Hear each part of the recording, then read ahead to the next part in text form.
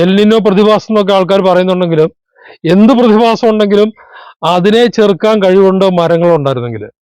മരം മുഴുവൻ നീക്കി കോൺക്രീറ്റ് മരങ്ങൾ ഉണ്ടാക്കുകയും റോഡ് മുഴുവൻ കറുത്തിട്ട് ആറുകയും ചെയ്തു കഴിഞ്ഞ് നാട്ടിൽ മുഴുവൻ റോഡാക്കുകയും ചെയ്താൽ, ഇതിപ്പോ നിലവിലുള്ള റോഡൊക്കെ പോരാഞ്ഞിട്ട് ഗ്രീൻഫീൽഡ് ഹൈവേ, എക്സ്പ്രസ് ഹൈവേ തുടങ്ങി ഇത് മുഴുവൻ ഉണ്ടാക്കിക്കൂട്ടി കേരളം എന്ന റിബണിനകത്ത് മരമില്ലാത്ത ഒരവസരമായിട്ട് എത്തിച്ചാൽ കാലാവസ്ഥ പറ്റേ മാറിയിരിക്കും.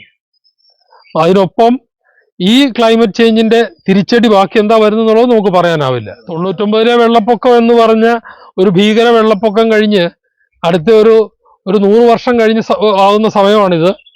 ആ 99-ലെ വെള്ളപ്പൊക്കത്തിനേക്കാൾ ഭീകരമായ ഒരു വെള്ളപ്പൊക്കമാണോ ഇനി അടുത്തത് ഈ ഉണക്ക് കഴിഞ്ഞ് വരാൻ പോകുന്നത് എന്നൊരു ഭീതി എന്നെ വല്ലാതെ അലട്ടുന്നുണ്ട്. പ്രകൃതിയുടെ കോപത്തെ അതിജീവിക്കാൻ നമുക്കാവുമോ?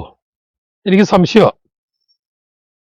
അനുഭവിക്കേണ്ടി വരും, അത്രേ ഉള്ളൂ. കാരണം നമ്മൾ ചെയ്തതിന്റെ തെറ്റിന്റെ ശിക്ഷയാണ് അനുഭവിക്കുന്നത്.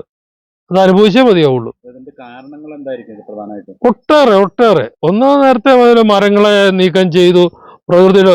കാരണം കേരളത്തിൽ എന്ന് JCB പ്രധാനമായിട്ട് പണി തുടങ്ങിയോ അന്ന് തിരിച്ചടി ആരംഭിച്ചു കഴിഞ്ഞു. പ്രകൃതിയുടെ താളത്തെ മുഴുവൻ തെറ്റിച്ചത് മനുഷ്യന്റെ ഇടപെടലാണ്, ഭീകരമായ ഇടപെടൽ.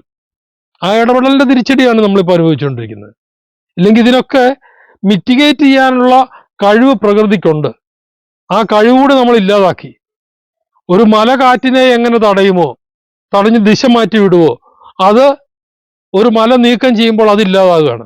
ഒരു മലയെ പിടിച്ചു വെക്കുന്ന മഴവെള്ളം, ഒരു മല അവിടെ നീക്കം ചെയ്യുമ്പോൾ ആ ഏരിയ മുഴുവൻ അവിടുന്ന് പോവുകയാണ്. ഇങ്ങനെ ഓരോ വിഷയത്തിലും നമ്മൾ എവിടെയൊക്കെ ഇടപെട്ടോ അവിടെയൊക്കെ നാശങ്ങളെ ഉണ്ടാക്കിയുള്ളൂ.